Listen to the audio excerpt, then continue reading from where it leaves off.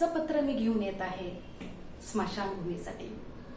ना प्रिय स्मशानभूमी, सप्रेम नमस्कार, विनंती विशेष.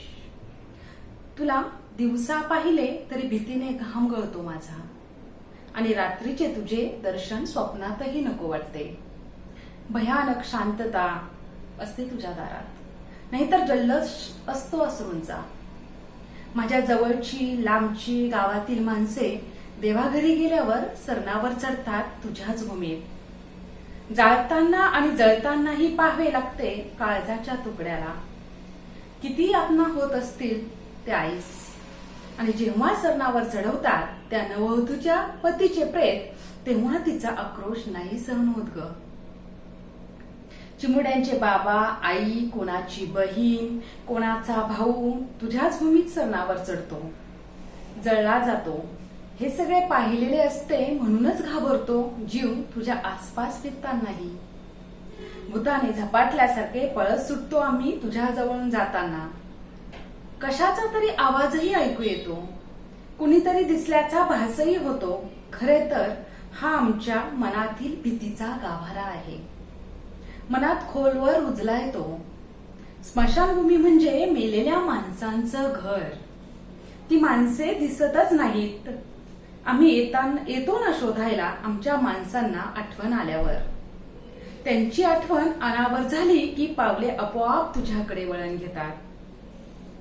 क्षणभर थांबतो आम्ही तिथे, पण मनातील भीतीने घाम टपटप गळायला लागतो आणि जिरतो तो तुझ्याच मातीत. कधी कधी असेही वाटते, अगं कधी कधी असेही वाटते की शांत ठिकाणी जाऊन बसावे. तू तर सगळ्यात शांत ठिकाण आहेस ना, मग का तुझ्या जवळ येऊन आम्ही बसत नाही?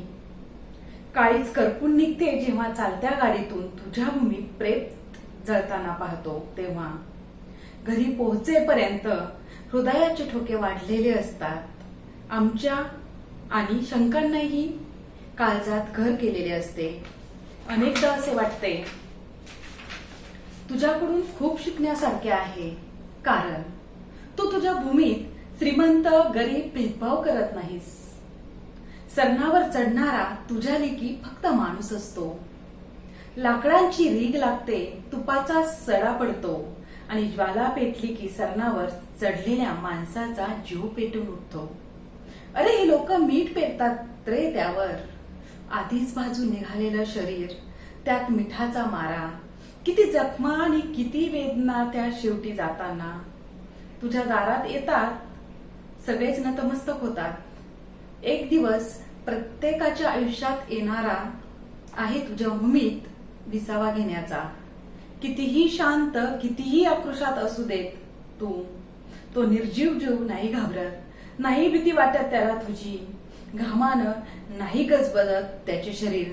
स्मशान अशी शांतताच असते त्याच्या शरीरात तेव्हा तुझी सखी.